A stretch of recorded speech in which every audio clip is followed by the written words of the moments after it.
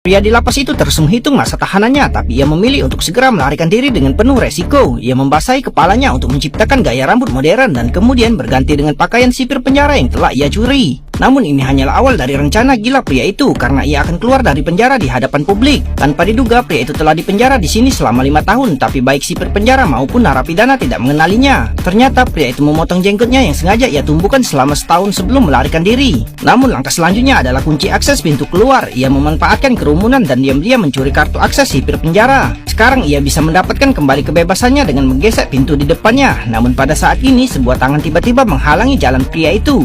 Untungnya sipir penjara mengira pria itu adalah rekan barunya, jadi ia membiarkan pria itu keluar dari penjara. Namun pria itu tidak mengendurkan kewaspadaannya karena sipir penjara akan mengetahui bahwa ia telah melarikan diri dari penjara dalam waktu 10 menit dan ia pasti akan dicari oleh polisi. Jadi pria itu menemukan mobil patroli di penjara. Setelah dengan cekatan menyalakan mesin, ia melajukan mobilnya menuju bandara. Namun ia tidak pergi dengan pesawat, melainkan pergi ke pasar barang bekas di sebelah bandara dan membeli rompi pelayan bekas seharga $3, lalu berpura-pura layaknya tukang parkir.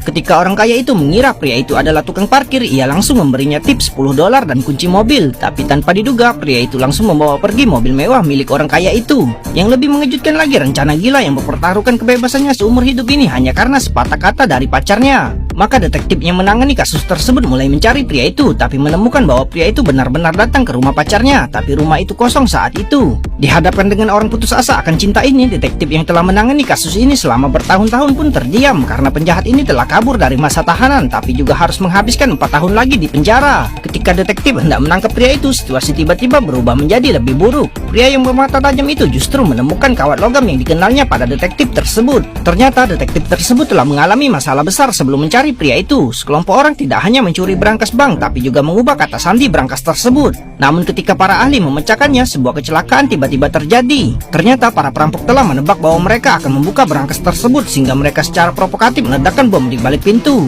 Namun dengan ledakan yang keras, bukti yang dibutuhkan oleh polisi juga ikut lenyap karena ledakan tersebut. Namun saat berhadapan dengan perampok yang sangat pintar, pria itu sekilas melihat bahwa ini adalah tali logam dalam dolar Kanada yang baru. Penilaian profesional lintas batas ini langsung membuat detektif terkejut karena versi dolar ini belum dikeluarkan secara resmi oleh bank. Jadi detektif tersebut meminta pria itu untuk memberitahu lebih banyak informasi tentang perampok tersebut di dalam sel. Tapi di luar dugaan, pria itu tidak hanya tidak memberitahu, tapi juga meminta detektif tersebut untuk mengeluarkannya dari penjara. Pria itu mendapatkan kembali kebebasannya, namun karena dana proposal hanya $700, agen tersebut hanya dapat menempatkan pria itu di sebuah hotel tua.